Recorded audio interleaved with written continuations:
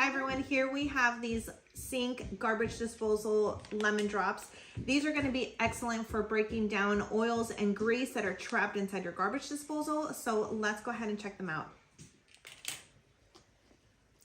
Okay, so here we have them. This is what the package looks like.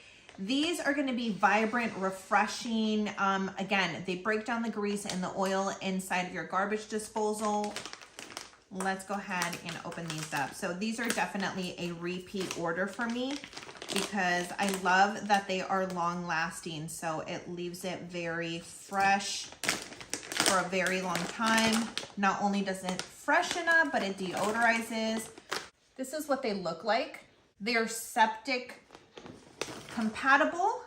Very easy to use as well. All you're gonna do is simply just run your warm water for a few seconds, and then you're gonna drop one of these in, let it dissolve, and then you're gonna run your garbage disposal. And it has instructions, very easy instructions on the back.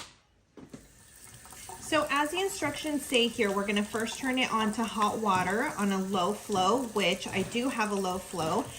We're gonna take one of these little beads, we're going to just drop it in, and you're gonna do this every 7 to 10 days.